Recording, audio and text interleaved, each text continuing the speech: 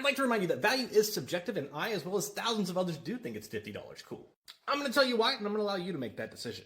So, if you have a KitchenAid mixer, yeah, it doesn't matter what model, and you have not heard of the beater blade, you are missing out. Now, not only is this going to save you time, which time is money, it also helps you mix better, which is going to make your end product better, which to bakers around the world is also very valuable. So what the beater blade does here is, as it spins, it scrapes the sides of the bowl. You know what? Let me just show you. All right, so inside this bowl here, we have some buttercream.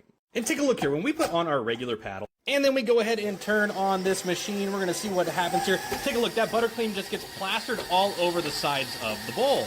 Seriously, take a look. There is a thick layer all around the bowl that is not being mixed in properly. But if and when we do ourselves a favor and put on the beater blade, we can instantly see the difference that it makes. Take a look at that. It is just scraping the sides right off. It's pushing all of those ingredients back down into the center and making sure that all of that gets incorporated properly. The proof is in the pudding! Or the buttercream, rather. So that is going to speed up your mixing time. It's going to make your ingredients incorporate faster, get the job done faster, save the time that you're putting on your machine. It's going to save wear. And like I said, it's also going to improve that end product. Not to mention the fact it's highly customizable. It comes in a lot of different colors. But not just colors, variations. There is one for every type of mixer. So nobody has to have the fear of missing out.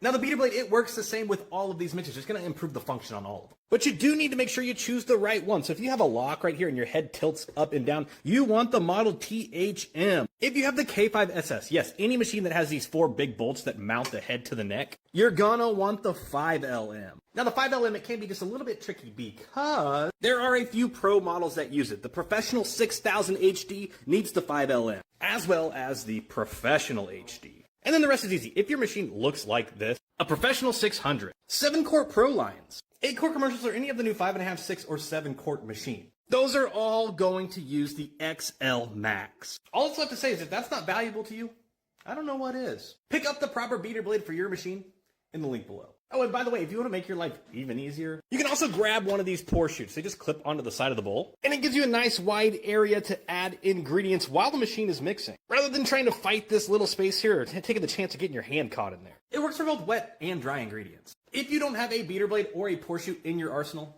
you're missing out.